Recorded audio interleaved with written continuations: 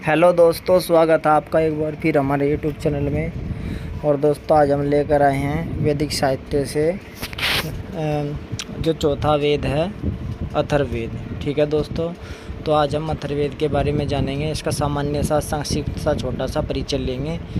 ठीक है दोस्तों, और ये जो अथर्ववेद है ये सबसे लास्ट का वेद है। ठीक है, वेद चार हैं: ऋग्वेद, सामवेद, यजुर्वेद और अथर्ववेद। ठीक है दोस्तों, और जो अथर्ववेद का जो संबंध है वो जन सामान्य, ठीक है, निम्न वर्ग की लोकप्रिय मान्यता और रूढ़ियों से है। ठीक है दोस्तों, इसमें जन्म से लेकर मृत्यु तक के अनेक संस्कारों का वर्णन है। ठीक है दोस्तों, तो हम इसके बारे में जानेंगे। और जहाँ तक इसकी महत्व की बात है तो ये बहुत समय तक अथर्ववेद की जो संहिताएँ हैं श्रेणी प्राप्त नहीं।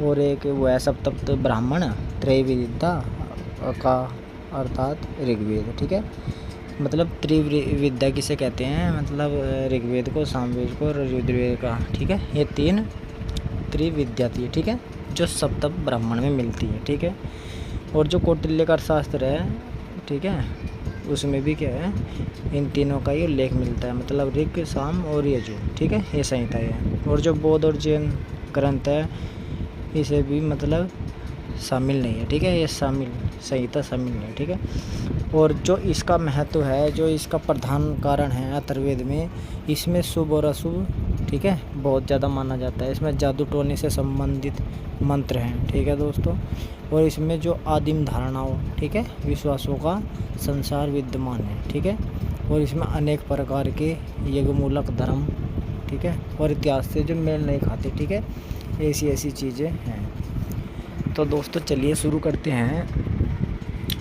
ऋग्वेद के बारे में सामान्य सा परिचय लेने के लिए। तो हमारा जो आज का टॉपिक है वह है अथर्ववेद। ठीक है दोस्तों, तो ऋग्वेद आदि तीन संहिताएं परलोक संबंधी विषयों का प्रतिपादित करती हैं। वहीं अथर्ववेद संहिता लौकिक फल देने वाली भी है। ठीक है, मतलब लौकिक फल देने वाली भी है। ठीक है, अथर्व नामक ऋषि इसके प्रथम दृष्टा है। ठीक है दोस्तों, ये ध्यान रखना, अर्थवा, ठीक है, नामक ऋषि इसके प्रथम दृष्टा हैं। अतः इसे अथर्ववेद कहा जाता है। इसी वजह से क्या कहा जाए, इसे अथर्ववेद। ठीक है, इसके दूसरे दृष्टा अंगिरस ऋषि हैं, इसीलिए इसे अर्थवा रिंग ऋषि, ठीक है, अर्थवा रिंगरस कहते हैं। ठीक है, अर्थवा अंगिरस कहते हैं। ठीक है, अर्थवा अंगिरस वेद भी कहते हैं। ठीक है, ये इसका नाम है। ठीक है दोस्तों, चलिए, अथर्ववेद में 20 कांड हैं। ठीक है, 20 कांड मतलब अध्याय, ठीक है, पार्ट, चैप्टर। अच्छा, 731 सूक्त हैं। वह लगभग 6000 रचाई, ठीक है, 6000 रचाई मतलब मंत्र हैं। ठीक है दोस्तों, इसकी लगभग 1200 रचाई ऋग्वेद से ली गई है। ठीक है, अब ये ध्यान देने वाली बात है। ठीक है, ऋग्वेद से कितनी, 1200। ठीक है, तो इसकी अपनी कितनी हो गई, 4800। ठीक है, क्योंकि टोटल 6000 है। अथर्ववेद का छठा भाग गद्य में है। ठीक है, ये ध्यान देने वाली बात है। ठीक है, मतलब अथर्ववेद का जो छठा भाग है वो गद्य में है। और भाग कितने हैं इसके, 20। ठीक है, रोग निवारक, तंत्र मंत्र, जादू टोना, आशीर्वाद, स्तुति, सुंदर वृष्टि, प्रायश्चित, प्रेम विवाह, मातृभूमि, महात्म्य, ब्रह्म ज्ञान, विविध विषयों से संबंधित। ठीक है दोस्तों, ये विविध विषय कौन कौन से विषय, इसमें जादू टोना भी है, रोग निवारण भी है, और इसमें तंत्र मंत्र की विद्या भी है, जादू टोना भी है दोस्तों, इसमें आशीर्वाद भी है, स्तुति है, स्तुति की गई है। ठीक है, प्रायश्चित भी है, प्रेम विवाह मतलब लव स्टोरियाँ हैं, कैसे मतलब वश में किया जाता है। ठीक है, इस तरह की भी है इसमें। मातृभूमि, महात्म्य, ब्रह्म ज्ञान, विविध विषयों से संबंधित मंत्र अथर्ववेद में मिलते हैं। ठीक है दोस्तों, तो इससे संबंधित अथर्ववेद में इस तरह के मंत्र मिलते हैं। इस प्रकार यह ग्रंथ लौकिक आचार व्यवहार का विश्वकोश है। ठीक है दोस्तों, लौकिक मतलब लोगों से संबंधित, ठीक है, मतलब लोग, ठीक है, लोगों से संबंधित। अच्छा, आचार व्यवहार का विश्वकोश है। ठीक है, मतलब कैसे व्यवहार करते हैं लोग, ठीक है, उससे संबंधित कैसा आचरण है। इस ग्रंथ को आर्य अनार्य संस्कृति के मिलन का परिणाम माना जाता है। ठीक है, ये क्या कहते हैं कि जब आर्य अनार्य मिले तब इस ग्रंथ का क्या हुआ, उत्सर्जन हुआ, ठीक है, क्योंकि यहाँ पर परिणाम माना जाता है। इसकी कुछ रचनाएं ब्रह्म विद्या से संबंध होने के कारण इसे ब्रह्मवेद तथा पुरोहित वेद भी कहा जाता है, ठीक है दोस्तों। देख लो उसके कितने नाम हैं, ठीक है। इससे ब्रह्मवेद भी कहते हैं, क्यों? ब्रह्म विद्या से संबंध होने के कारण। कुछ रचनाएं इसकी, कुछ मंत्र इसके ब्रह्म विद्या से संबंधित है, इसलिए इसे क्या कहते हैं? ब्रह्मवेद। तथा पुरोहित वेद भी कहा जाता है। क्षत्रिय वर्ण संबंधी कार्यों के विवरण के कारण इसे छात्र वेद भी कहा जाता है, ठीक है। छात्र वेद भी कहा जाता है, क्यों? क्योंकि क्षत्रिय वर्ण से संबंधित कार्यों का विवरण भी इसमें मिलता है, इसी वजह से क्या कहते हैं? छात्र वेद, ठीक है। तो ये भी एक और नाम हो गया। इसके अतिरिक्त अथर्ववेद को सत्यवेद, श्रेष्ठ वेद, महिवेद, भेषज वेद, मतलब ये हो गया यहाँ पर जो बीमारी से संबंधित है, डॉक्टर से संबंधित है, ठीक है। भरंग वंगिरस सर्वाधिक लोकप्रिय वेद भी कहा जाता है, ठीक है। तो सर्वाधिक लोकप्रिय वेद कौन सा है यदि पूछ लेते हैं तो सर्वाधिक लोकप्रिय वेद अथर्ववेद है, ठीक है दोस्तों। जैसे पूछते हैं ना कि उसमें राज्य व्यवस्था में लोकप्रिय सदन कौन सा है, तो कौन सा है? लोकसभा। तो यहाँ पर लोकप्रिय वेद भी कौन सा है? अथर्ववेद, ठीक है, क्योंकि इसमें लोगों से संबंधित ही बातें हैं, ठीक है। लड़ाई झगड़े, प्रेम विवाह, ठीक है, जादू टोना, अंधविश्वास, इस तरह की बातें, इसको वश में करना, उसको वश में, ठीक है, इस तरह के मंत्र है इसमें। तो चलिए दोस्तों इसके एक दो मंत्र देख लेते हैं। चलिए आगे चलते हैं अथर्ववेद के मंत्र, ठीक है दोस्तों।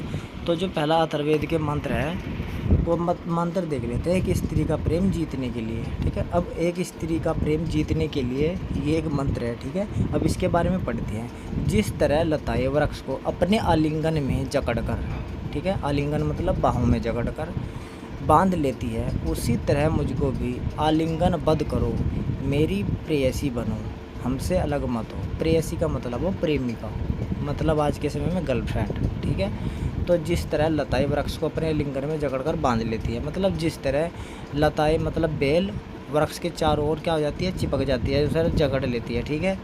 उसी तरह मुझको भी मतलब जकड़ लो, ठीक है, आलिंगन करो, मतलब बाहों में भर लो और मेरी प्रेमिका बनो और मुझसे या हमसे अलग मत हो, ठीक है। जिस तरह एक चील अपने शिकार को दबोचने के क्रम में, ठीक है, जिस तरह एक चील अपने शिकार को दबोचने के क्रम में सूर्य की ओर अपने पंख फड़फड़ाता है, उसी तरह मेरे हृदय में तुम भी फैलो, ठीक है, मेरी प्रेयसी बनो और हमसे अलग मत हो, ठीक है।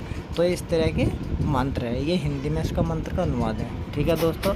अब देख लेते हैं, ये तो था एक स्त्री के प्रेम को जीतने के लिए, ठीक है। अब देखते हैं मतलब एक स्त्री का प्रेम जीतने के लिए, मतलब उससे स्त्री को पाने के लिए, उस स्त्री को कैसे हम अपनी ओर आकर्षित करें, ठीक है। ये है। अब देखते हैं ज्वर के लिए, ठीक है, ज्वर में ना बुखार होता है, ठीक है। अब देखते हैं ज्वर से संबंधित क्या है।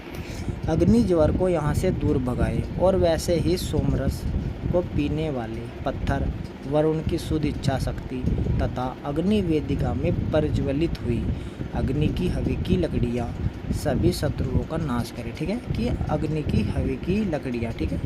अच्छा, सभी शक्तियों का धारण करने वाली है जड़ी बूटियाँ झुर्रियों वाले इस ज्वर को और झुर्रियों की इस पुत्री को जो लाल चूर्ण के समान है नीचे फेंके, पर हम पर दया करे, ज्वर को अपना सही स्थान मिल जाएगा। वो बहलिक का मतलब उत्तर पश्चिम में रहने वाले लोग, ठीक है, उत्तर पश्चिम में रहने वाले लोग के पास चले जाए, ठीक है। चलिए आगे देखते हैं इसमें। ऐसा ज्वर जो पतझड़ ज्वर कहलाता है, जो बहुत दिनों तक रहता है, जिसमें बाहर से ठंड लगती है, अंदर से शरीर जलता है, अथवा ग्रीष्म का ज्वर अथवा वर्षा ऋतु का ज्वर सभी को दूर करे, ठीक है।